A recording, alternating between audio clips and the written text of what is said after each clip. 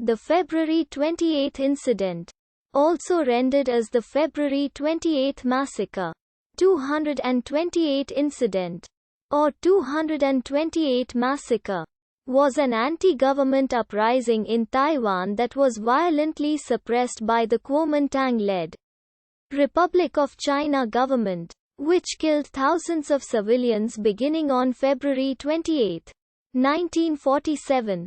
The number of Taiwanese deaths from the incident and massacre was estimated to be between 5,000 and 28,000.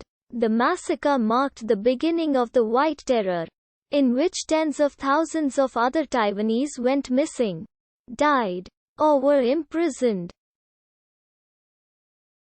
The incident is one of the most important events in Taiwan's modern history and was a critical impetus for the Taiwan independence movement.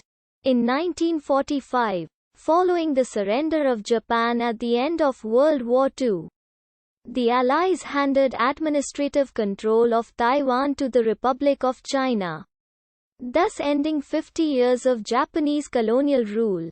Local inhabitants became resentful of what they saw as high-handed and frequently corrupt conduct on the part of the Kuomintang authorities, including arbitrary seizure of private property, economic mismanagement, and exclusion from political participation. The flashpoint came on February 27, 1947, in Taipei, when agents of the State Monopoly Bureau struck a Taiwanese widow suspected of selling contraband cigarettes. An officer then fired into a crowd of angry bystanders, striking one man who died the next day. Soldiers fired upon demonstrators the next day, after which a radio station was seized and news of the revolt was broadcast to the entire island. As the uprising spread, the KMT-installed Governor Chen Yi called for military reinforcements, and the uprising was violently put down by the National Revolutionary Army. For the following 38 years, the island was placed under martial law in a period that would be known as the White Terror. During the White Terror, the KMT persecuted perceived political dissidents, and the incident was considered too taboo to be discussed. President Lee Teng-hui became the first president to discuss the incident publicly on its anniversary in 1995. The event is now openly discussed and details of the event have become the subject of government and academic investigation. February 28 is now an official public holiday called Peace Memorial Day, on which the President of Taiwan gathers with other officials to ring a commemorative bell in memory of the victims. Monuments and memorial parks to the victims of 228s have been erected in a number of Taiwanese cities. In particular, Taipei's former Taipei New Park was renamed 228 Peace Memorial Park, and the National 228 Memorial Museum was opened on February 28, 1997. The Kaohsiung Museum of History also has a permanent exhibit detailing the events of the 228 incident in Kaohsiung.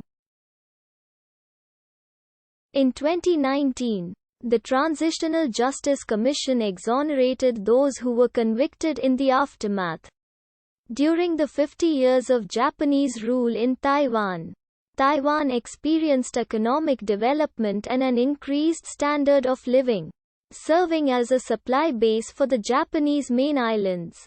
After World War II, Taiwan was placed under the administrative control of the Republic of China to provide stability until a permanent arrangement could be made.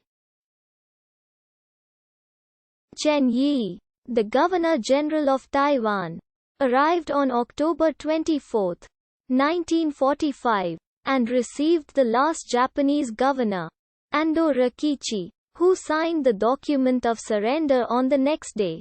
Chen Yi then proclaimed the day as Retrocession Day to make Taiwan part of the Republic of China. Taiwanese perceptions of the Japanese rule were more positive than perceptions in other parts of East and Southeast Asia. Despite this, the Kuomintang troops from mainland China were initially welcomed by the Taiwanese. Their harsh conduct and the KMT maladministration quickly led to Taiwanese discontent during the immediate post-war period. As Governor-General, Chen Yi took over and sustained the Japanese system of state monopolies in tobacco, sugar, camphor, tea, paper, chemicals, petroleum refining, mining, and cement, the same way the nationalists treated people in other former Japanese-controlled areas. He confiscated some 500 Japanese-owned factories and mines, and homes of former Japanese residents. Economic mismanagement led to a large black market, runaway inflation and food shortages. Many commodities were compulsorily bought cheaply by the KMT administration and shipped to mainland China to meet the Civil War shortages, where they were sold at very high profit, furthering the general shortage of goods in Taiwan. The price of rice rose to 100 times its original value between the time the nationalists took over to the spring of 1946, increasing to nearly 4 times the price in Shanghai. It inflated further to 400 times the original price by January 1947.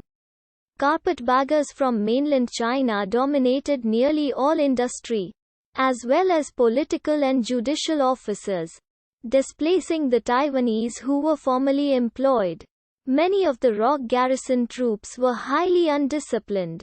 Looting,